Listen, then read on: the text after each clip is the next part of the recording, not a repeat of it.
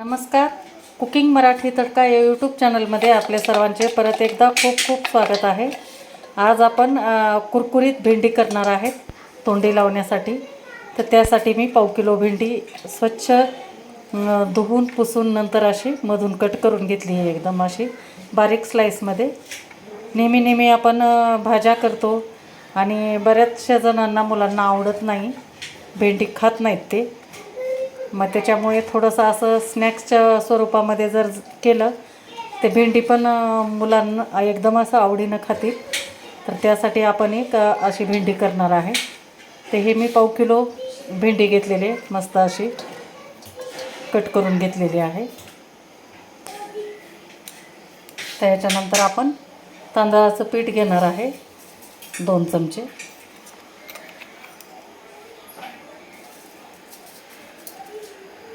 याच्यानंतर बेसन पीठ घेणार आहे 2 चमचे.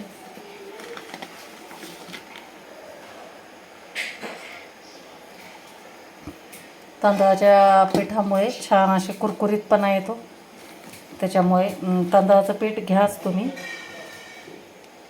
तर हे बेसन 2 चमचे टाकलेलं आहे. याच्यानंतर आपण लगेच याच्यामध्ये काही मसाले ॲड करणार आहेत. तर हळद घेते मी. याच्यानंतर आपण लाल तिखट घेणार आहे, थोडंसं चवीपुरतं लाल तिखट घेणार आहे पाव चमचा.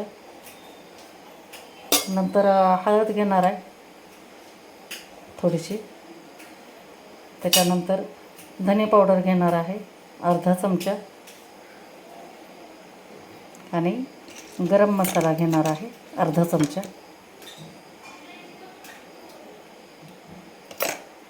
याच्यानंतर चवीपुरतं मीठ टाकायचं आहे आपल्याला.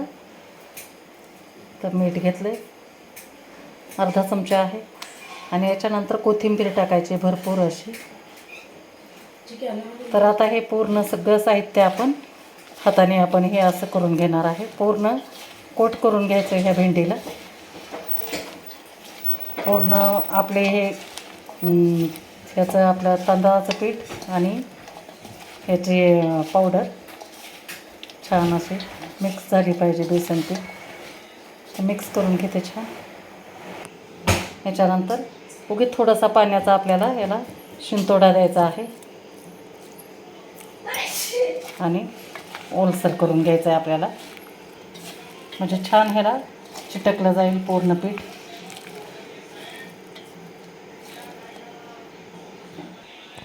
ते अशा प्रकारे आपण पूर्ण छान असं कोट करून घेतलं. आणि इकडं आता तेल गरम करायला ठेवलेलं आहे. तर याच्यामध्ये आपण डीप फ्राय करून घेणार आहेत. तर तेल छान गरम झालेलं आहे. तर आपण आता याच्यामध्ये टाकून घेऊ थोडं थोडं.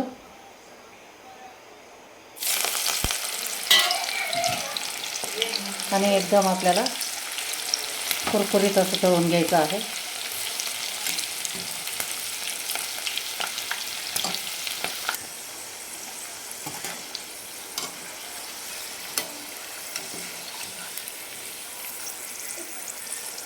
छान एकदम कुरकुरीत होऊ द्यायचं आणि हाय फ्लेमवरच आपल्याला हे करून घ्यायचं. तर काढून घेऊ आपण आता हे.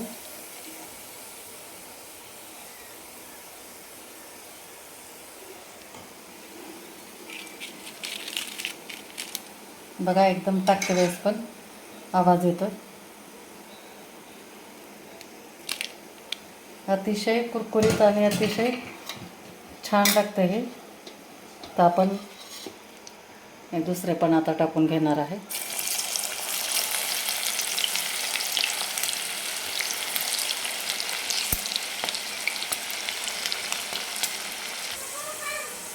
तर हे अशा प्रकारे आपले हे दुसरे पण बॅच झालेले आहे. तर अशा पद्धतीनं मी पूर्ण आता तळून घेते भेंडी एकदम कुरकुरीत अशी.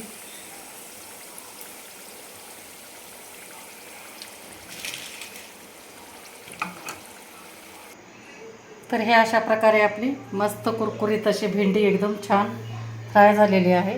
तुम्ही जेवणासोबत पापडच्या ठिकाणी पण घेऊ शकता किंवा असं पण तुम्ही टिफिनमध्ये घेऊन जाऊ शकता. अतिशय अशी कुरकुरीत आणि एकदम चविष्ट अशी भेंडी फ्राय आहे. तर मैत्रिणींनो, कशी वाटली तुम्हाला माझी ही रेसिपी नक्की मला कमेंट करून सांगा.